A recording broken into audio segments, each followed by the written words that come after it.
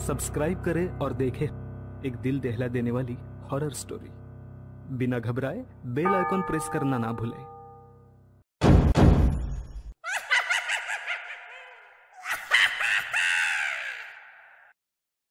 रात के 12:30 बज रहे थे। कोल्हापुर में धाराशिव जाने वाली सीनियर कॉलेज के छात्रों की बस जंगल के रास्ते से गुजर रही थी। ट्रिप खत्म करके वे वापस धाराशिव आ रहे थे। दिन भर मौज मस्ती करने की वजह से सभी छात्र थक कर सो गए थे। दरवाजे की सीट के पास विकास सर और सुशील सर खर्राटे ले रहे थे। बस ड्राइवर विजय मामा भी नींद में बस चला रहे थे। उनके बगल वाली सीट पर प्यून पांडु मामा बैठे हुए थे कि तभी बस के सामने जंगली सुअरों का झुंड आया। विजय मामा ने बस जंगल में रोक दी। कुछ देर में जब रास्ता खाली हुआ तो बस फिर से चलने लगी। कुछ ही देर में विकास सर के पीछे ही दूसरी सीट पर बैठा श्याम नींद से जाग गया। श्याम की उम्र 21 साल थी। पढ़ाई में बहुत तेज था, लेकिन हमेशा अकेला रहने वाला। ना किसी से बनती थी, ना ही उसका कोई दोस्त था। वह दूसरी सीट पर अकेला बैठा हुआ था। सर, टॉयलेट जाना है। सर ने आधी आंखें खोलकर खिड़की से बाहर देखा। बस अभी भी जंगल में ही थी। थोड़ी देर बैठ जाओ, जब जंगल खत्म होगा तब मुझे उठा दो, मैं बस रोक दूंगा। वे बोले और फिर आंखें बंद कर सो गए। श्याम बस की खिड़की से बाहर देखने लगा और जंगल खत्म होने का इंतजार करने लगा। कुछ ही देर में जंगल खत्म हुआ और बस वीरान जगह पर आ गई। उसने विकास सर को जगा दिया और उन्होंने ड्राइवर से बस को रोकने के लिए कहा। जैसे ही बस रुकी, विकास सर बोले, किसी को टॉयलेट होना है तो अभी उतर जाओ, वरना बस सीधे धाराशिव जाकर ही रुकेगी। आवाज सुनकर पिछली सीट पर बैठा श्रीकांत नींद से जाग गया। विकास सर टॉर्च लेकर पहले बस से बाहर उतर गए। उनके पीछे पीछे श्याम और श्रीकांत भी उतरे और वो दोनों अलग अलग झाड़ी के पीछे टॉयलेट करने गए। श्याम टॉयलेट करके वापस आया, लेकिन श्रीकांत अभी भी नहीं आया था कि तभी श्रीकांत जोर से चिल्लाया। उसकी आवाज सुनकर विकास सर और श्याम उसकी ओर भागे, लेकिन तभी श्रीकांत झाड़ी से बाहर आया। क्या हुआ, क्यों चिल्लाए थे? कुछ नहीं सर, चप्पल से होकर कांटा पैर में चुभा। उसकी आवाज सुनकर ड्राइवर और प्यून भी नीचे उतरे थे। वो सब बस में वापस चढ़ने ही वाले थे कि तभी एक बाइक बस के सामने आकर रुक गई। अरे भाई साहब, यहाँ के नहीं हो क्या आप? क्या आपको पता नहीं कि इस रास्ते पर लोगों को हमेशा चकवा लगता है? बाइक चलाने वाला बोला। चकवा नाम सुनकर विकास सर बोले, हाँ पता है, हम बस निकल ही रहे हैं। और वो सब बस में बैठ गए। सर, वो आदमी किस चकवे के बारे में बात कर रहा था? प्यून ने अगली सीट से ही मुड़कर विकास सर से पूछा। हिंदी में चकवा मतलब छलावा, छलावा मतलब भूत। कहते हैं जो लोग रात में सफर करते हुए मरते हैं, उनकी आत्मा छलावा बन जाती है। छलावा रात को सफर करते हुए यात्रियों को पकड़ लेता है और उन्हें अपने गंतव्य स्थल तक पहुंचने ही नहीं देता। वो बस उन्हें उसी जगह पर घुमाते रहता है। कितना भी भाग लो या फिर गाड़ी तेज भगाओ, आप उसी जगह पर आप पहुंच जाओगे जहां आपको छलावा ने पकड़ लिया था। या फिर वो लोग रास्ते से भटक जाएंगे और उस जगह पहुंच जाएंगे जहां पर छलावा उन्हें ले जाना चाहता है, विकास सर ने बताया। इसके बाद ड्राइवर बोला, और यात्री रात भर उसी जगह पर बार बार घूमते हैं। वो तब तक रास्ता भटकते हैं जब तक सूरज ना उगे। जैसे ही सूरज उगता है, उनकी ताकत कम हो जाती है। मेरे कुछ ड्राइवर दोस्त हैं, उनको भी छलावे ने पकड़ लिया था। कहते हैं छलावा बस उन्हीं यात्रियों को पकड़ता है जो थके हुए होते हैं, क्योंकि उन पर हावी होना बहुत आसान होता है ना। फिर तो छलावा बहुत ही खतरनाक है। प्यून घबराते हुए बोला, अरे कुछ खतरनाक वतरनाक नहीं है, ये सब अंधविश्वास है। ड्राइवर जब थक जाता है तो रात में उसे रास्ता समझना मुश्किल हो जाता है, इसलिए उसे भ्रम हो जाते हैं और वो रास्ता भटकता है। इसे ही अनपढ़ लोगों ने भूत यानी चकवा या छलावा का नाम दिया है, विकास सर बोले। यह सभी बातें श्याम और श्रीकांत सुन रहे थे। नहीं सर, छलावे होते हैं और कुछ छलावे तो जानलेवा भी होते हैं। मेरे दादाजी को छलावे ने इतना परेशान किया था कि मरते मरते बचे थे। रात को जितने भी एक्सीडेंट होते हैं, उनमें से कुछ ना कुछ एक्सीडेंट छलावे के कारण ही होते हैं। वो रात के बेरहम शिकार होते हैं। यात्रियों की थकान और डर ही उनकी ताकत होती है। शिकारियों की तरह ही वे यात्रियों को डराते हैं, भगाते हैं और उनकी जान लेकर उनका शिकार करते हैं। हमें बस इतना पता चलता है कि कार एक्सीडेंट में उनकी मौत हो गई है, लेकिन मौत का कारण छलावा ही होता है सर। श्याम ने डरावनी आवाज में कहा। सर, इस का कुछ मत सुनो, इसकी बुआ राइटर है, उन्हीं से सुनी होंगी ये बातें। और राइटर लोगों का तो काम ही होता है बातें बनाना, उसी से तो उनका घर चलता है। पिछली सीट पर बैठे श्रीकांत ने कहा, श्रीकांत चुप हो जाओ और सो जाओ। उन्होंने डांटते हुए कहा और उसके बाद सभी लोगों ने आंखें बंद कर ली और सो गए। कुछ समय बीता। श्याम अभी भी जाग रहा था और खिड़की से बाहर देख रहा था। बस किसी जंगल के बीचों बीच से गुजर रही थी कि तभी उसने देखा कि रास्ते के किनारे एक बंद पड़ी चाय की टपरी है। लेकिन ये चाय की टपरी तो मैंने पीछे भी पहले वाले जंगल में देखी थी। वह मन ही मन बोला और खिड़की के बाहर देखने लगा। तब उसे पता चला कि वो तो वही जंगल है जो वीरान जगह से पहले आया था। वह भागते हुए ड्राइवर के पास गया। विजय मामा नींद में बस चला रहे थे। बीच बीच में आंखें झपका रहे थे। विजय मामा, बस कौन से जंगल में है? होगी किसी जंगल में। रास्ते में जंगल कम है क्या? नहीं मामा, हम वापस उसी जंगल में पहुंच गए हैं जहां पर बस के सामने जंगली सुअर आ गए थे। नहीं बेटा, तुम्हें कुछ तो गलतफहमी हो रही है। वह जंगल तो कब का पीछे छूट गया है ना। उनकी बहस सुनकर विकास सर नींद से जाग गए। क्या हुआ श्याम? सर, हमें छलावा लग चुका है। उसने हमें पकड़ लिया है क्योंकि बस वापस उसी जंगल में आई है जहां से पहले गुजरी थी। लेकिन विकास सर भी ड्राइवर की तरह उस पर विश्वास नहीं कर रहे थे। सर, अगर आपको मेरी बात पर यकीन नहीं हो रहा है तो बाहर देखो। अभी कुछ देर रास्ते के किनारे एक ट्रक दिखाई देगा जो एक्सीडेंट में पलटी हो चुका है। और कुछ ही देर में रास्ते के किनारे सभी को पलटी हुई ट्रक दिखाई दी। ये देखकर सभी हैरान हो गए थे। ड्राइवर ने भी मान लिया कि श्याम सच बोल रहा है कि तभी जंगल खत्म हो गया और बस वही सुनसान वीरान जगह पर पहुंच गई जहां पर वो कुछ देर पहले टॉयलेट करने के लिए रोक दी गई थी। ये देखकर सभी की आंखें फटी की फटी रह गई थी। विकास सर की तो बत्ती ही गोल हो गई थी। श्रीकांत पिछले सीट से आगे आ चुका था। सबके चेहरे का रंग उड़ गया था। बस अभी भी रास्ते पर चल रही थी कि तभी वो फिर से वापस वही जंगल में पहुंच गई। वह सभी जान गए कि उन्हें छलावा ने पकड़ लिया है। ड्राइवर कोई दूसरा रास्ता मिलता है या नहीं ये देख रहा था, लेकिन फिर भी बस वापस उसी जंगल में आ जाती थी। ऐसा लग रहा था कि मानो पूरी दुनिया में बस वही एक रास्ता है जो घूम फिर कर उसी जंगल में ले आता है। सर, अभी इस छलावे से कैसे निकले? मैंने सुना है कि छलावे से बाहर तभी निकल सकते हैं जब सुबह हो जाए। इसका मतलब हमें रात भर इसी सड़क से गुजरना होगा, जंगल से वीराने में और वीराने से जंगल में। क्यों ना हम सुबह होने का इंतजार करते हुए उसी वीरान जगह पर रुक जाए। ड्राइवर बस चलाते हुए बोला। लेकिन शायद मैंने सुना है कि छलावे में रुकना ठीक बात नहीं है। नहीं सर, मेरी बुआ ने बताया था कि अगर सेफ जगह मिल जाए तो रुकने में कोई परेशानी नहीं है। बस इतना ही पता है तुम्हें? और कोई तरीका नहीं है क्या? है, लेकिन वो अभी के लिए नहीं है। और वैसे भी अगर जिस छलावे ने हमें पकड़ा है, अगर वो कमजोर हुआ तो उसकी शक्तियाँ कुछ ही देर में कमजोर हो जाएंगी और हम छलावे से छूट जाएंगे। फिर वो छलावा हमें नहीं पकड़ सकता। इन सभी की बातें सुनकर सोए हुए सुशील सर जाग गए। अरे क्या हुआ? आ गया क्या मेरा बोरगांव? सुशील सर उबासी लेते हुए बोले। तभी सभी ने उन्हें घटी हुई घटना बता दी। यह सुनकर सुशील सर के तो मानो होश ही उड़ गए। लेकिन तभी ड्राइवर जोर से चिल्लाया, सर, आगे एक गांव आया है। यह सुनकर सभी लोग ड्राइवर की तरफ भागे। तब उन्हें रास्ते के किनारे एक बोर्ड दिखाई दिया जिस पर लिखा था, बोरगांव में आपका स्वागत है। यह देख सुशील सर जोर से चिल्लाए, ये तो मेरा गांव है, लेकिन हम यहाँ इतने जल्दी कैसे पहुँचे? हमें तो कोल्हापुर से निकले मुश्किल से 2 घंटे हो गए हैं और मेरा गांव कोल्हापुर से 6-7 घंटे की दूरी पर। ये आपका गांव नहीं है सर, छलावा है। आपके मुंह से बोरगांव का नाम सुनकर छलावा हमें बोरगांव दिखाकर गुमराह कर रहा है। लेकिन अच्छा हुआ बोरगांव आ गया। मुझे लगता है कि हमें यहाँ पर सुरक्षित जगह ढूंढकर छिप जाना चाहिए। और सुशील सर के घर से ज्यादा सुरक्षित किसका घर हो सकता है? लेकिन सर, छलावे में एक जगह पर रुकना खतरे से खाली नहीं है और छलावा खुद में ही खतरा है। वो खुद में सुरक्षित जगह कैसे रख सकता है? तुझे मेरे से ज्यादा पता है क्या? बचपन से मैं भूतों के बारे में सुनते और पढ़ते आया हूँ। तू तय रहा। विजय मामा, बस सुशील सर के घर की तरफ ले चलो। सुशील सर ने ड्राइवर को अपने घर का रास्ता दिखाया। लेकिन तभी उन्हें उनके गली में लोगों की भीड़ दिखाई दी। बस आगे नहीं जा सकती थी, इसीलिए उन्होंने बस दूर ही खड़ी कर दी। भीड़ में खड़े लोग जोर जोर से रो रहे थे और भीड़ का रुख सुशील सर के घर की तरफ ही था।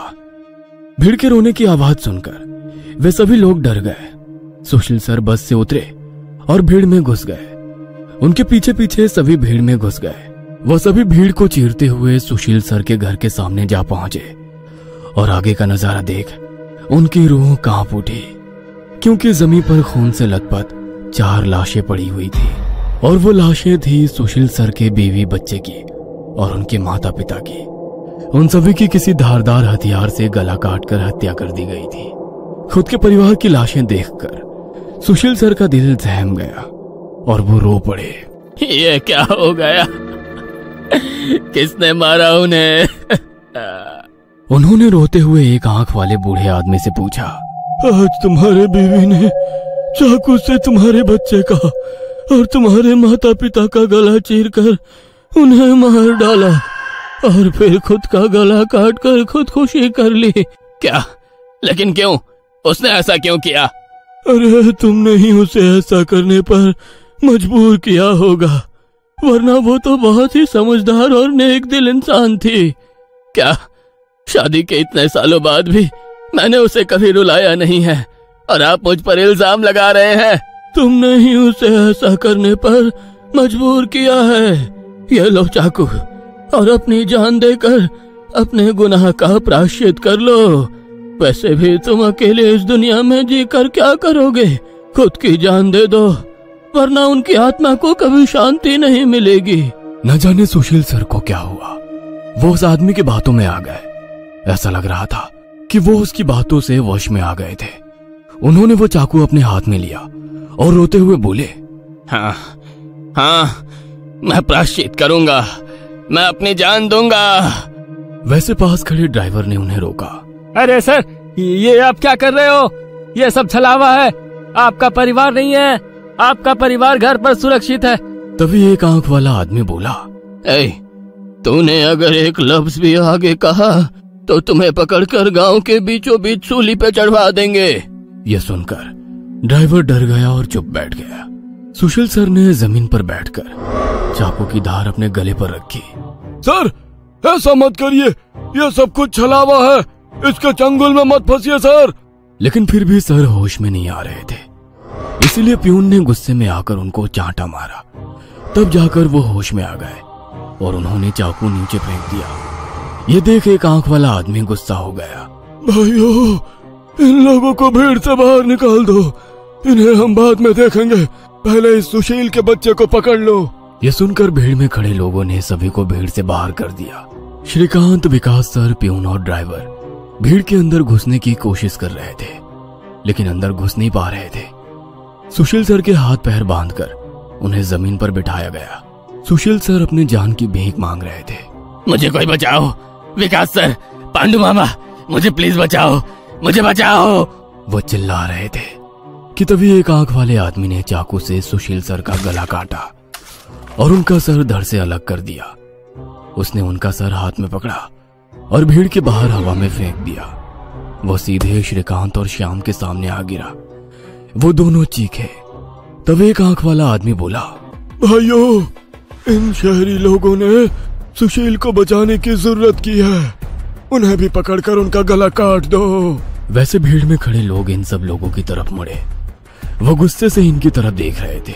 तभी उन्हें बस के हॉर्न की आवाज आई। जल्दी से भागो, जल्दी करो। कुछ ही दूर बस में बैठे ड्राइवर मामा चिल्लाए। उनकी आवाज सुनते ही श्याम, श्रीकांत, विकास सर और प्यून बस की तरफ भागे। भीड़ उनका पीछा कर रही थी। ये सभी लोग जैसे तैसे बस में चढ़ गए। गांव वालों ने बस पर पथराव किया। बस के कांच टूटकर बच्चों के शरीर में उसके टुकड़े घुस गए, लेकिन उसमें से कोई भी नींद से जागा नहीं था, क्योंकि वो सब छलावे के प्रभाव से मोहित होकर सो गए थे। श्याम, विकास सर और श्रीकांत के शरीर में भी कांच के टुकड़े घुस गए थे। कुछ लोग बस के सामने खड़े होकर रोड से बस को तोड़ रहे थे कि तभी ड्राइवर ने उन पर बस चढ़ा दी और बस वहां से चल पड़ी। जैसे तैसे बस गांव से बाहर आ गई। हर कोई अपने शरीर से कांच के टुकड़े निकालने में लगा हुआ था। श्रीकांत अपने हाथ में घुसा कांच का टुकड़ा निकाल रहा था कि तभी प्यून वहां पर आया। भतीजे रुक, मैं निकालता हूँ, वो बोला, क्योंकि श्रीकांत उनकी बहन का बेटा था। बस फिर से वापस जंगल में आ गई थी। न जाने कब वो छलावा उन्हें अपने गिरफ्त से छोड़ने वाला था। सुशील सर की अभी अभी मौत हो चुकी थी। हर कोई घबराया हुआ था। श्याम, अब बताओ हम क्या करें? अरे इसे क्या पूछना है, इसकी वजह से आज सुशील सर की जान चली गई है और हम सब मरते मरते बचे हैं। चुप हो जाओ। हमने उन्हें बचाने की कोशिश की, लेकिन वो खुद अपने भावना को रोक नहीं सके और इसीलिए मारे गए। इसमें मेरी कोई गलती नहीं है। श्याम सफाई देते हुए बोला, लेकिन अब हम क्या करें? हमें बस सुबह होने का इंतजार करना होगा और बिना कहीं रुके बस चलाते रहना होगा। अरे लेकिन बस में इतना डीजल भी नहीं है कि सुबह होने तक चले। अगर बस का डीजल सुबह से पहले खत्म हो गया तो हम इस छलावे का शिकार हो जाएंगे। हाँ, ये भी है। ये छलावा तो मेरे सोच से ज्यादा ताकतवर निकला। आज अमावस्या है, शायद ये अमावस छलावा है। बुआ कहती थी कि छलावे के बहुत से प्रकार हैं, जिससे सबसे खतरनाक अमावस छलावा होता है। ये सिर्फ और सिर्फ अमावस की रात शिकार करने के लिए बाहर निकलता है। इसे अकेले 2 या 3 लोगों की शिकार करना पसंद नहीं है। जहाँ पर यात्री बहुत सारी संख्या में होते हैं, बस उन्हीं पर यह छलावा हावी हो जाता है। वो सबसे पहले सबसे ज्यादा कमजोर और सफर में थके हुए इंसान को ढूंढता है, उन्हें डर दिखाता है, और जब उसकी डर से मौत हो जाती है तो उसके शरीर पर कब्जा करता है और बाकी यात्रियों के बीच में रहकर उन्हें गुमराह करता है। उन्हीं छलावे में बस घूमता रहता है और जब सभी यात्री थक जाते हैं तब उनका शिकार करता है। और मेरे हिसाब से हम जिस छलावे के चंगुल में फंसे हैं वो अमावस छलावा ही है, और वो भी हमारे बीच में ही है। श्याम डरावनी आवाज में बोला। यह सुनकर सभी के होश उड़ गए थे। वो सब तो ठीक है, लेकिन अब हम इस छलावे से बाहर कैसे निकले? ड्राइवर ने पूछा। इस पर श्याम ने कहा, अब केवल एक ही उपाय है, लेकिन इसमें खून बहने के चांसेस है। हाँ, क्या है वो उपाय? छलावा अभी भी हमारे बीच किसी मृत शरीर पर कब्जा करके बैठा है। हमें उसे ढूंढना होगा और उसे मारना होगा, क्योंकि उसकी आत्मा मृत शरीर से ज्यादा मजबूती से चिपकी नहीं होती। जैसे ही हम उसको मारेंगे, उसकी आत्मा मृत शरीर छोड़ देगी और फिर वो किसी मृत शरीर में घुस नहीं सकेगी, क्योंकि एक अमावस छलावा एक रात सिर्फ एक ही मृत शरीर पर कब्जा कर सकता है। लेकिन हम में से ये छलावा है कौन? वो पीछे सोए हुए स्टूडेंट के शरीर में नहीं है, क्योंकि वो होश में नहीं है। वो हम 5 में से एक है। क्या? लेकिन हम सब तो जिंदा हैं। नहीं, हम में से एक पहले ही मर चुका है। उसे छलावे ने मार डाला है और उसके शरीर पर कब्जा कर लिया है। कब्जे के बाद मृत शरीर बिल्कुल एक जिंदा आदमी लगता है, क्योंकि छलावा अपने ताकत से जिंदा इंसान की नकल करता है। लेकिन वो है कौन? वैसे श्याम गंभीर हो गया और उसने श्रीकांत की ओर देखा। बस अभी भी जंगल के रास्ते चल रही थी। ड्राइवर बस चलाते चलाते पीछे हो रही बातचीत सुन रहा था, क्योंकि उसे पता था कि अगर बस रुकी तो छलावा उसे निगल जाएगा। बस में सन्नाटा छाया हुआ था। हर कोई श्याम के मुंह से छलावे का नाम सुनना चाहता था कि तभी श्याम बोला, ये श्रीकांत ही छलावा है। ये क्या बकवास कर रहे हो तुम? होश में तो हो? माना कि तुम्हारी बुआ ने बहुत सारी भूतों की किताबें लिखी है, उसका मतलब ये तो नहीं कि तुम कुछ भी बोलोगे और हम सुनते रहेंगे। मेरा विश्वास करो, सब श्रीकांत ही छलावा है। जब ये वीरान जगह पर झाड़ी के पीछे गया था, तब मैंने इसे किसी साए की ओर घूरते हुए देखा था। जब मैं देखने के लिए आगे बढ़ा, तभी मेरी चप्पल में कांटा चुभने की वजह से मेरी चीख निकल गई और वो साया वहाँ से गायब हो गया। शायद तभी उसने श्रीकांत को पकड़ा होगा और उसके शरीर पर कब्जा किया होगा। चल, जल्दी से इसे मार डालो, वरना ये भाग जाएगा। यह सुनकर सभी के होश उड़ गए, लेकिन उसकी बात में कुछ तो वजन था। ए श्याम, जबान संभाल कर बात कर। भतीजा है ये मेरा, अगर इसको किसी ने हाथ भी लगाया तो मार डालूंगा। हाँ। प्यून गुस्से में बोला, सर जी, इस पांडु की मत सुनिए। मुझे भी लगता है कि यही छलावा है, क्योंकि हम सभी ने झाड़ी से आती श्याम की चीख सुनी थी। श्याम बिल्कुल सच कह रहा है। ड्राइवर बस चलाते हुए बोला, अरे शक की सुई तो इस श्याम पर भी है। यह भी तो झाड़ी के पीछे गया था और दिखाई नहीं दे रहा था। ऊपर से यह विकास हम दोनों की नजर से दूर था। शायद इसे ही छलावे ने बस के नीचे खींच लिया और वहीं मार डाला। तो ये दोनों क्यों नहीं हो सकते छलावा? प्यून ने कहा। अरे मैं जिंदा हूँ, मैं छलावा नहीं हो सकता। श्याम ने कहा, हाँ हाँ, और ये श्याम हमारी कब से मदद कर रहा है। ये छलावा होता तो हमारी मदद क्यों करता? अब बचे तुम तो ड्राइवर के बाजू में ही थे, इसलिए ये श्रीकांत ही छलावा है। विकास सर जोर से बोले, अरे सर, इस पे उनको छोड़ो। आप सीट के नीचे से रॉड निकालो और उस छलावे का सर फोड़कर मार डालो। ड्राइवर बस चलाते हुए बोला। यह सुनकर श्रीकांत डर के मारे प्यून के पीछे छिप गया। विकास सर ने सीट के नीचे से लोहे की रॉड निकाली। प्यून ने उन्हें रोकने की कोशिश की, लेकिन विकास सर ने उन्हें धक्का मारा और रॉड श्रीकांत के सर पर मारी। लेकिन श्रीकांत वहां से हट गया और नीचे गिर गया। वो रॉड से दूसरा हमला करते कि तभी प्यून ने पीछे से रॉड पकड़ी और विकास सर के हाथों से रॉड खींचकर उन्हें खिड़की पर धकेल दिया और उनके सर में रॉड दे मारा।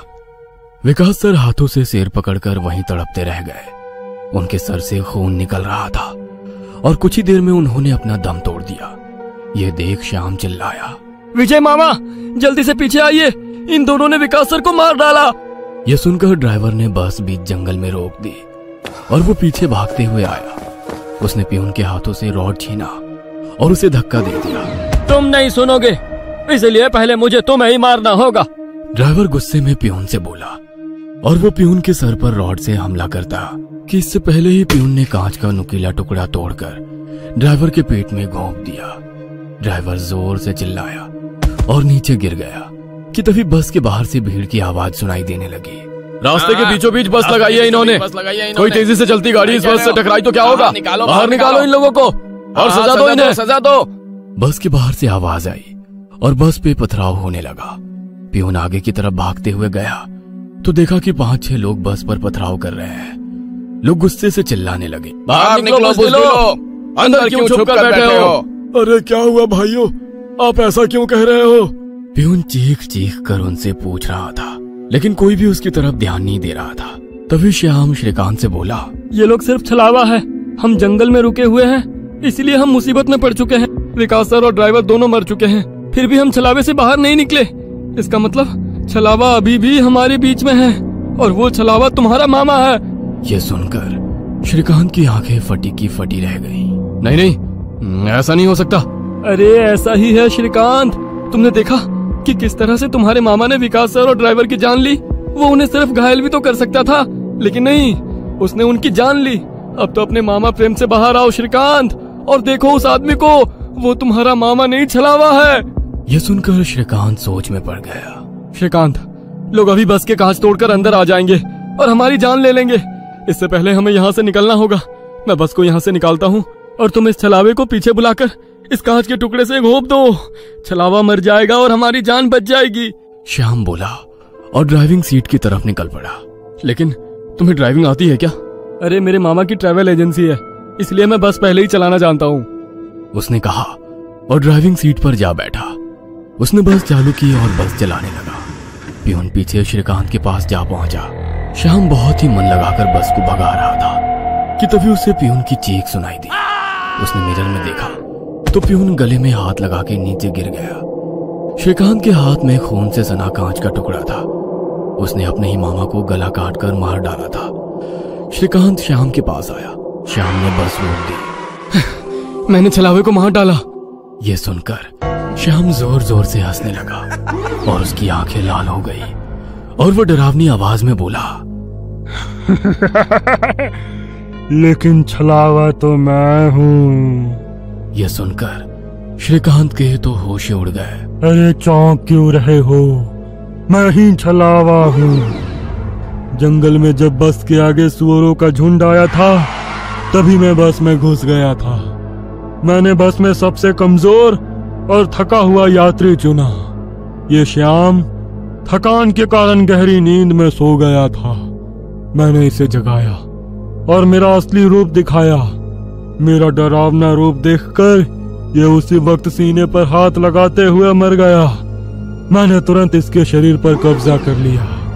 तभी मैंने जाना कि पिछली सीट पर बैठा एक लड़का, मतलब कि तू, आधी नींद में था और टॉयलेट जाने के विचार में था, और मैंने अपना खेल शुरू कर दिया। मैंने बस में बैठे सभी को छलावे की कहानी सुनाकर डरा दिया, क्योंकि डर ही मेरा सबसे बड़ा हथियार है। मैंने जानबूझकर तुम सबको गुमराह किया और सुशील सर के गांव ले गया और तुम्हें छलावे में रुकने के लिए मजबूर किया और सुशील सर की जान ली। मैंने ही विकास सर, तेरा मामा और ड्राइवर को एक दूसरे से लड़ाया ताकि वो आपस में लड़ कर मर सके, और आखिर मैंने तुम्हारे हाथों से ही तुम्हारे मामा का खून करवाया। ऐसा कहकर वो हंसने लगा। यही मेरा खेल यानी कि शिकार थी। तूने अपने ही मामा की जान ली, उस मामा की जिसने तुम्हें बचाने के लिए अपने जान पर खेलकर 2 आदमियों की जान ली। अब तुम्हारा जी कर क्या फायदा। यह सुनकर श्रीकांत के आंखों में आंसू आ गए। उसे अपनी गलती का एहसास हो गया। श्रीकांत, आओ बैठ जाओ इस ड्राइविंग सीट पे और ठोक दो इसे किसी पेड़ पे। ले लो खुद की और इन सभी यात्रियों की जान। छलावा श्रीकांत की आंखों में देखकर बोला। शायद उन लाल आंखों का जादू श्रीकांत पे हो रहा था। वो छलावे की बातों में आ गया था, जैसे सुशील सर आ गए थे और खुद की जान लेने के लिए तैयार हो गए थे। शायद श्रीकांत को अपने किए का पछतावा हो रहा था और वो छलावे की बात मानने वाला था कि तभी श्रीकांत ने अपने आंसू पोंछे और वो जोर से चिल्लाया, मामा। छलावे को पीछे पैरों की आहट सुनाई दी और उसने मुड़कर देखा कि तभी प्यून ने लोहे का रॉड छलावे के सर पे दे मारा और उसके सर पर 4-5 बार हमला कर उसका सर कुचल दिया। तुम्हें क्या लगा खेल केवल तुम ही खेल सकते हो? अरे मैंने तो तुम्हें तभी पकड़ लिया था जब तुम विकास सर और ड्राइवर की मौत देखकर मुस्कुरा रहे थे। तुम अपनी खुशी छुपा नहीं पाए। तब मेरे दिमाग में तुम्हारी बातें आई। जानबूझकर तुमने हमें गुमराह करके छलावे में रोका और तुम्हारी वजह से सुशील सर की जान गई। तुमने मुझ पर ही छलावा होने का इल्जाम लगाया, हाँ, और मेरे मामा विकास सर और ड्राइवर के बीच आग लगा दी और बाद में तुमने मुझे ही मेरे मामा को मारने के लिए कहा। और हद तो तब हो गई जब तुमने कहा कि तुम्हारे मामा की ट्रैवल एजेंसी है, जबकि श्याम का मामा तो हमारे कॉलेज के बाहर गोलगप्पे का ठेला लगाता है। श्रीकांत ने अपने मामा के हाथों से लोहे की रॉड ली और छलावे से बोला, अब तुम चैन से शिकार करने के लिए अगले अमावस की रात का इंतजार करो, क्योंकि आज तुम खुद शिकार हो गए हो। और ऐसा कहकर उसने एक रॉड का वार उसके कुचले सर पे कर दिया और उसके शरीर से छलावा काले धुएं के रूप में बाहर निकला और बस के बाहर निकल गया। और जैसे ही छलावा बस से बाहर निकल गया, सभी स्टूडेंट्स नींद से बाहर आ गए। आज पहली बार कोई अमावस छलावा किसी यात्री से हारा हुआ था। बस के ऊपर हवा में उड़ता हुआ छलावा दर्द से तड़पने लगा और चिल्लाते हुए हवा में बिखर गया। उस छलावे को अपनी योनि से मुक्ति मिल गई, क्योंकि ये सृष्टि का नियम है कि जब भी कोई छलावा इंसान से हारता है उसका अंत हो जाता है और उसे मुक्ति मिल जाती है। आधी रात का समय था। एक गाड़ी हवा से बातें करती लोनावला की घुमावदार सड़कों पर दौड़ी चली जा रही थी। गाड़ी के अंदर तेज म्यूजिक चल रहा था और अंदर बैठे चारों नौजवानों अक्षय, रवि, आयशा और आदि ने अपने हाथ में एक एक कोल्ड ड्रिंक की बोतल पकड़ी हुई थी, जिसमें उन्होंने शराब मिला रखी थी। शराब के नशे में झूमते हुए अचानक ही अक्षय ने गाड़ी में ब्रेक लगा। अचानक ब्रेक लगने के कारण चारों को एक जोरदार झटका लगा और जैसे शराब का नशा एक झटके में चूर हो गया। घबराते हुए रवि, आदि और आयशा गाड़ी से बाहर निकल आए। क्या हुआ अक्षय, इतनी जोर से ब्रेक क्यों लगा दिया? सब ठीक तो है ना? लगता है डिक्की खुली रह गई है। जा दी, तू चेक करके आ। कुछ नहीं हुआ बे, बस वैसे ही मजे ले रहा था। इसका बर्थडे है, इसे परेशान करना तो बनता है ना। तुम्हें अगर ज्यादा मस्ती सूझ रही है तो हटो, मैं ड्राइव करती हूँ। गाइस, मुझे लगता है अक्षय पीकर आउट हो चुका है। ए आयशा, चुप करके बैठना पीछे। बोला ना तुझे मजाक कर रहा था। आदि आ जाना यार, कुछ नहीं है डिक्की में, बैठ जल्दी। आशा के बुलाने पर आदि भी आकर अपनी सीट पर बैठ जाता है और अक्षय वापस से गाड़ी स्टार्ट कर देता है। यार 100 की स्पीड में भागती गाड़ी में तूने ब्रेक लगा दिया। अगर गाड़ी पहाड़ से नीचे गिर जाती तो अभी इन वादियों में भूत बनकर घूमते अपन लोग हैं। यार प्लीज ऐसा करो, किसी लॉज पर गाड़ी रोक दो, हम लोग सुबह निकलेंगे। अब तेरी क्या प्रॉब्लम है? तुम लोग समझ नहीं रहे हो यार, तुम सबको चढ़ गई है, अपने होश में नहीं हो तुम लोग। इस तरह लॉन्ग ड्राइव पर जाना सही नहीं है और तुम लोग अभी इस हाईवे के बारे में ज्यादा कुछ जानते भी नहीं हो। यार तेरा ही बर्थडे मनाने जा रहे हैं, तू सारा मजा मत खराब कर। अच्छा बता, क्या प्रॉब्लम है इस हाईवे में? यार मैंने बोला ना, ये रास्ता सही नहीं है। यहाँ के लोकल्स का कहना है कि आगे पहाड़ी पर अक्सर रात में एक्सीडेंट होते हैं।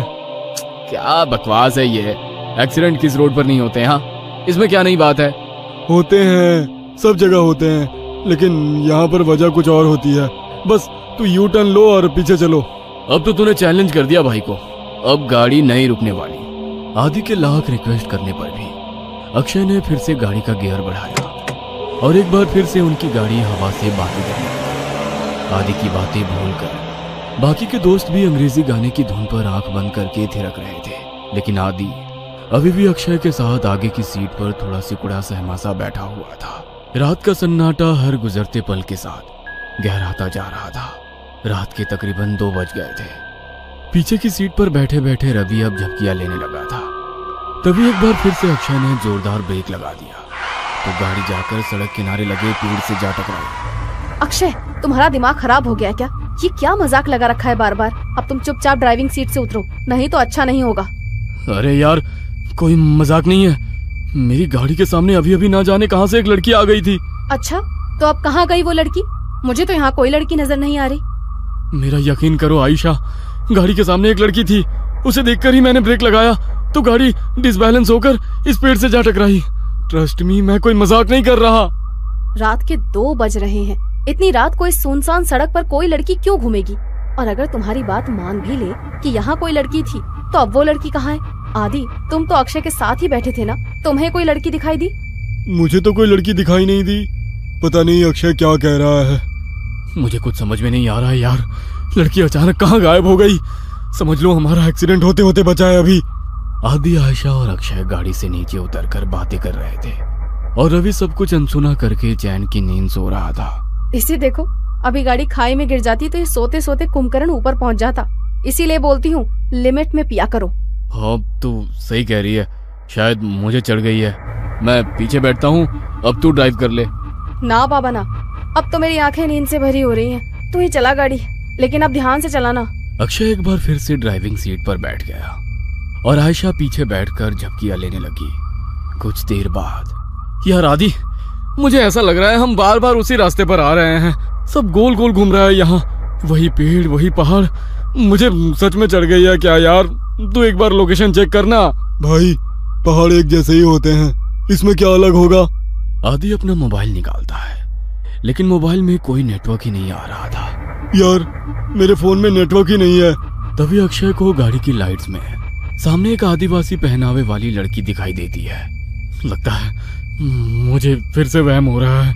अगर अब मैंने ब्रेक लगाया तो ये सब मिलकर मुझे ही पहाड़ से नीचे फेंक देंगे। अक्षय लड़की की ओर गाड़ी बढ़ाने लगता है। अरे, तुझे दिखाई नहीं दे रहा? सामने कोई लड़की है, उसे गाड़ी से उड़ा ही देगा क्या? आदि की बात सुनकर अक्षय लड़की से कुछ दूरी पर ही गाड़ी रोक देता है। अक्षय, अचानक ये लड़की कहाँ से आ टपकी? चुपचाप गाड़ी आगे बढ़ा। मुझे कुछ ठीक नहीं लग रहा है, बाहर मत निकलना। अरे यार, बहुत घबराई हुई लग रही है और रात भी हो रही है। देखने तो देख क्या बात है। मैं बोल रहा हूँ ना, ये रास्ता सही नहीं है यार। यहाँ पर अक्सर लोगों को छलावा लग जाता है। तो फिर शुरू हो गया। तभी वो लड़की दौड़ते हुए उनकी गाड़ी के पास आ जाती है। मुझे भूलनपुर तक छोड़ दो साहब, आपकी बड़ी मेहरबानी होगी। क्या बात है, डरी हुई क्यों लग रही हो? साहब, वो लोग मेरे पीछे लगे हैं। आप बस जल्दी से यहाँ से चलो, नहीं तो कुछ भी हो सकता है। लड़की की बात सुनकर अक्षय गाड़ी का दरवाजा खोल देता है और लड़की आकर आयशा के बगल में बैठ जाती है। आपका बहुत बहुत शुक्रिया साहब, आज तो मैं बाल बाल बची हूँ। आपको पता नहीं है साहब, इतनी रात गए इधर निकलना सही नहीं है। यहाँ रात गए अपने शिकार की तलाश में छलावा घूमता है।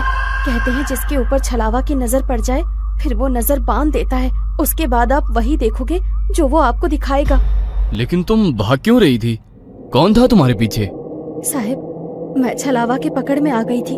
बड़ी मुश्किल से अपनी जान बचाकर भागी हूँ। लड़की अभी अपनी कहानी सुना ही रही थी कि सामने से कुछ लोग मशाल लेकर सड़क के बीचों बीच खड़े हो जाते हैं। अरे, ये लोग ऐसे सड़क घेर कर क्यों खड़े हो गए हैं? कौन है ये लोग? ओह शिट, हॉर्न बजा जल्दी। इन लोगों पर हॉर्न का कोई असर नहीं पड़ रहा यार। एकटक घुरे जा रहे हैं और अपनी जगह से टस से मस तक नहीं हो रहे हैं। मुझे तो बहुत गुस्से में लग रहे हैं। क्या करूं? पतली सी सड़क है, अगर ये सामने से नहीं हटे तो गाड़ी रोकनी पड़ेगी। गाड़ी रोकते ही कहीं इन्होंने हम पर हमला कर दिया तो? साहब, ये आदमी नहीं है, आप बस गाड़ी मत रोकना। अगर इन्होंने हमें पकड़ लिया तो अच्छा नहीं होगा, हम में से कोई नहीं बचेगा। क्या मतलब है तुम्हारा? मैं उन पर गाड़ी चढ़ा दूं? नहीं नहीं, ये मुझसे नहीं हो पाएगा। अक्षय की गाड़ी धीरे धीरे उस भीड़ के नजदीक पहुंच रही थी। भीड़ में खड़े लोगों के हाथों में जलती हुई मशाल और लाठी डंडे दिखाई पड़ रहे थे। इसके साथ ही उनके चेहरे पर गुस्सा भी साफ साफ देखा जा सकता था। जैसे ही गाड़ी उस भीड़ के नजदीक पहुंचने को हुई, अचानक ही अक्षय को दाईं ओर एक मोड़ दिखाई दिया और उसने गाड़ी उधर ही घुमा दी। अब गाड़ी उस सुनसान रास्ते पर दौड़ती चली जा रही थी। अचानक ही आयशा की नींद टूट जाती है। अरे यार, ये लड़की कौन है और ये कहाँ आ गए हम लोग? यार आयशा, हम अपनी आंखों से छलावा देखकर आ रहे हैं। बस लास्ट मोमेंट पर अक्षय ने इस रोड पर गाड़ी घुमा ली, नहीं तो पता नहीं आज क्या होता। मुझे तो अभी तक सोच सोच कर ही घबराहट हो रही है। ये सब हमारे साथ क्या हो रहा है, मुझे कुछ समझ नहीं आ रहा। हम लोग अभी एग्जैक्टली है कहाँ, कुछ पता है? आशा के इतना कहते ही अक्षय को सड़क पर एक बोर्ड दिखाई देता है। ये देख, सामने बोर्ड पर लिखा है लोनावला 60 किलोमीटर। लो, हम तो बस 1 घंटे में लोनावला पहुंचने वाले हैं। लेकिन लोनावला पहुंचने में तो 8 घंटे लगते हैं ना। इतनी जल्दी हम लोग लोनावला कैसे पहुंच सकते हैं? आखिर ये कौन सा रोड है जो इतनी जल्दी वहाँ पहुँचा रहा है? वेट, मुझे ऐसा क्यों लग रहा है कि हमारी ये ट्रिप कुछ अनयूजुअल सी हो गई है। रवि सोए ही जा रहा है, इतना कुछ हो गया लेकिन इसकी नींद ही नहीं खुल रही है। आधी रात को तुम्हें ये लड़की मिल जाती है, फिर ये पता नहीं कौन सा नया रास्ता मिल जाता है, और अब तुम कह रहे हो लोनावला बस 60 किलोमीटर बचा है। I can't believe it. कुछ तो गड़बड़ हो रही है हमारे साथ। क्या यार आयशा, तू तो मजे से नींद में झपकियां ले रही थी ना। अगर तूने वो मशाल और हथियार वाले लोग देखे होते तो तुझे भी यकीन हो जाता। अक्षय ने जो उस मोमेंट पर किया वो सही किया, कुछ अनयूजुअल नहीं है। मैं अक्षय को गलत नहीं बता रही हूँ, लेकिन मुझे यकीन नहीं है कि ये रास्ता सही है। आयशा, आदि और अक्षय के बीच बहस चल रही थी कि उन्हें सड़क के किनारे एक ढाबा दिखाई देता है। चलो इस ढाबे पर उतरकर पता करते हैं कि ये रास्ता कहाँ जाता है।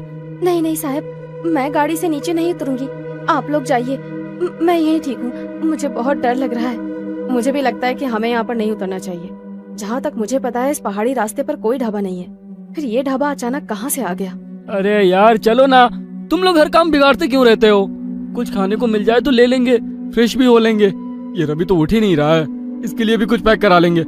आदि और अक्षय के कई बार समझाने पर भी आयशा और वो लड़की गाड़ी से उतरने के लिए तैयार नहीं हुई, इसलिए वो दोनों ही ढाबे के अंदर पहुंच जाते हैं। वहां पहुंचकर अक्षय सिगरेट सुलगा लेता है।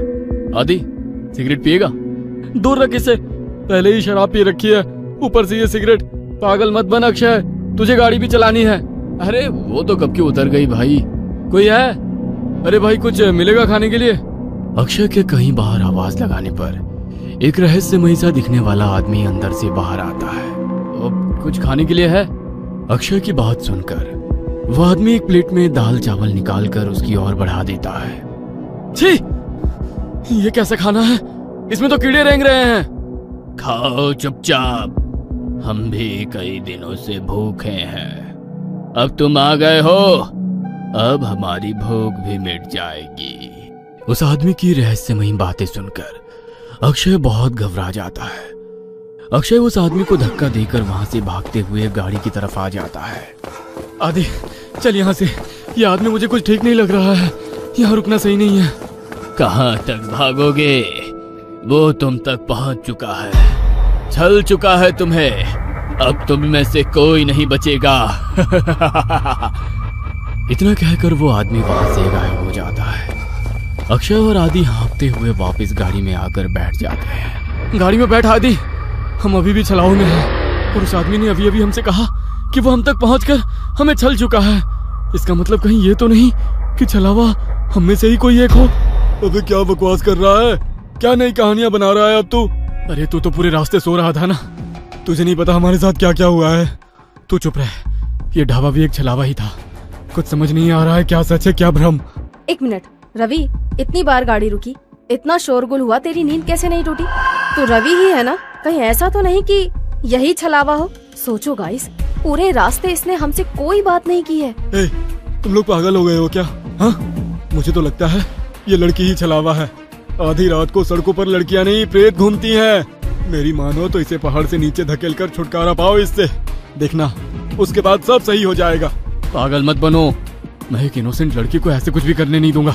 मुझे तो लगता है साहब ये आदि सर ही छलावा है, यही हमें ढाबे में ले जाने के लिए पीछे पड़े थे। ये सब इनकी ही चाल है। अरे बस करो तुम सब के सब, ये क्या तमाशा शुरू कर दिया? तुम चुप करो अब, मैं अभी मरना नहीं चाहती। सबसे पहले तो मैं इस लड़की का काम तमाम करूंगी। मुझे भी लगता है कि ये लड़की ही गड़बड़ है। आशा अपने बगल में बैठी उस आदिवासी लड़की का गला दबाने लगती है। आशा को उस लड़की का गला दबाते देखकर अक्षय गाड़ी रोक देता है और उसे बचाने की कोशिश करने लगता है। इस लड़की के लिए मैं अपने दोस्तों की जान खतरे में नहीं पड़ने दूंगा। तभी रवि गाड़ी में रखी लोहे की रॉड उठाकर उस लड़की के सर पे दे मारता है। ये क्या कर दिया तूने? बस खत्म हो गई प्रॉब्लम। इसकी बॉडी को गाड़ी से बाहर फेंको और आगे बढ़ो। लड़की को मारने के बाद वे लोग उसकी बॉडी को गाड़ी से नीचे उतार रहे होते हैं कि तभी दूसरी ओर से कुछ गांव वाले मशाल लेकर उनकी ओर दौड़ते दिखाई पड़ते हैं। ये तो वही लोग हैं ना जिसे ये लड़की छलावा बोल रही थी। इसका मतलब छलावा अभी भी हमारे आसपास ही है। जल्दी चलो यहाँ से। वे चारों घबरा कर फिर से गाड़ी में बैठ जाते हैं। देखो, सुबह होने में बस 1 ही घंटा बाकी है। हमारे बीच जो भी छलावा है वो अगले 1 घंटे में हम सबको अपने साथ ले जाएगा। हमें उसके बारे में पता लगाकर उसे खत्म करना होगा, नहीं तो हम में से कोई नहीं बचेगा। Calm down. ये जो कुछ भी है इसने हमारी सोचने की शक्ति को खत्म कर दी है। हम लोग एक भ्रम में हैं। क्या सच है क्या झूठ कुछ भी समझ नहीं आ रहा है। वो हमें इमोशनली ब्रेक कर रहा है ताकि हम पर काबू कर सके। तू अपना प्रवचन अपने पास रख। मैं तुम तीनों को ही खत्म कर दूंगा, तो छलावा के बचने का कोई चांस भी नहीं रहेगा। तू मुझे भी मार देगा रवि? तू तो मुझसे प्यार करता था ना। Shut up. मुझे यहाँ से जिंदा अपने घर जाना है बस। इससे पहले कि रवि आयशा को मारता, आयशा अपने गले में पहने हुए स्कार्फ से रवि का गला घोटने लगती है। तू ही है वो राक्षस, तुझे ही खत्म कर देती हूँ, सारी प्रॉब्लम खत्म हो जाएगी। आयशा और रवि के बीच होती हाथापाई को देखकर अक्षय अचानक से अपनी सीट के पास रखी बियर की बोतल को आदि के सर पर दे मारता है। उस फूटी हुई बोतल से ही अक्षय आदि के ऊपर एक के बाद एक कई सारे वार कर देता है। अक्षय के आदि पर हमला कर देने से अचानक ही आदि का चेहरा बदलने लगता है और वो एक खौफनाक चेहरे वाले प्रेत में बदल जाता है। आदि का चेहरा बिल्कुल काला हो गया था और उसके बदन पर कपड़े भी पुराने और फटे दिखाई दे रहे थे। हैरानी से अक्षय की ओर घूरते हुए वो जोर से चिल्लाया, नहीं, ये नहीं हो सकता। आज तक मेरे भ्रमजाल से निकलकर कोई बाहर नहीं आ पाया है। तुझे कैसे पता चला कि मैं ही छलावा हूँ? पिछले काफी देर से मैं आज रात की सारी घटनाओं की कड़ियां आपस में जोड़ने की कोशिश कर रहा था। तुझे पहले ही पता था कि हम तेरा बर्थडे मनाने लोनावला जा रहे हैं। घर से तो तू खुशी खुशी हमारे साथ आ गया था, लेकिन जैसे ही ये पहाड़ी हाईवे स्टार्ट हुआ तू कुछ अजीब सा व्यवहार करने लगा। पहले तूने कई बार मुझे यू टर्न लेने को कहा, जबकि तू जानता था उस रोड पर आगे 10 किलोमीटर तक कोई यू टर्न नहीं है। उसके बाद उस लड़की को लिफ्ट देने से मना करना, अचानक से छलावे की कहानी सुनाने लगना, जबकि तू तो इन बातों को कभी मानता ही नहीं है। वो गांव की लड़की ठीक कह रही थी, तू ही मुझे जानबूझकर उस ढाबे में ले गया था, लेकिन मैं वहां से बचकर किसी तरह निकल आया। मेरे सिगरेट के लिए पूछने पर तूने मेरा हाथ जब झटका वो मुझे बहुत अजीब लगा था। और सबसे जरूरी बात, रवि तो पूरे रास्ते गाड़ी से उतरा ही नहीं था। इसीलिए जब आयशा रवि को मारने लगी तो मैंने तेरी तरफ नजर घुमाकर देखा। तू अपनी सीट पर बैठा बड़े आराम से मुस्कुरा रहा था। कोई दोस्त अपने दोस्त को ऐसी हालत में देखकर हंस नहीं सकता। मैं समझ गया कि छलावा तू ही है और कोई नहीं। मूर्ख हो तुम सब। मैंने तुम्हें समझने के लिए कितने मौके दिए, लेकिन तुम मूर्ख के मूर्ख ही रहे। मैंने तुम्हें बताया था, छलावा जो चाहेगा तुम बस वही देखोगे। मैंने तुम लोगों की नजर और दिमाग को बांध रखा था। गांव के लोग उस लड़की को नहीं, मुझे पकड़ने के लिए तुम्हारा पीछा कर रहे थे। इसलिए मैंने तुमसे कहा कि गाड़ी मत रोकना। मैंने ही तुम्हें वो ढाबा दिखाया ताकि तुम सब वहां नीचे उतर जाओ और मैं अपना शिकार कर लूं। लेकिन ये आयशा बहुत चालाक है। इसने गाड़ी से उतरने से मना कर दिया था, इसलिए मैं वहां शिकार करने से चूक गया। बस कुछ देर की बात और थी, इस रवि के मरते ही तुम दोनों एक दूसरे की जान के दुश्मन बन जाते और एक दूसरे को मार डालते और मेरी जीत हो जाती। अगर ये आदि नहीं है तो हमारा आदि कहाँ है? तुम्हारा आदि तो उसी जगह मेरा शिकार बन गया था जब पहली बार तुम सब गाड़ी से उतरकर इस अक्षय से झगड़ा कर रहे थे और वो गाड़ी की डिक्की चेक कर रहा था। अक्षय, मार इसको, छोड़ना मत। उसने हमारे आदि को मार डाला, मैं इसे नहीं छोड़ूंगी। सुबह के 4 बज चुके हैं, अब तुम लोग मेरा कुछ नहीं बिगाड़ सकते। इतना कहकर वो छलावा वहां से गायब हो जाता है। जन्मदिन के दिन ही अपने दोस्त को खोने के गम ने उन सबको तोड़ कर रख दिया था। उस रात छलावे से उनकी जान तो बच गई थी, लेकिन अपने दोस्त को खोने का गम जीवन भर उनके सीने पर बोझ बनकर उन्हें सालता रहा। ये कहानी आपको अच्छी लगी हो तो हमें सब्सक्राइब करें, हमारा इंस्टाग्राम और फेसबुक पेज जरूर फॉलो करें। और हाँ दोस्तों, सब्सक्राइब करना भूलना मत।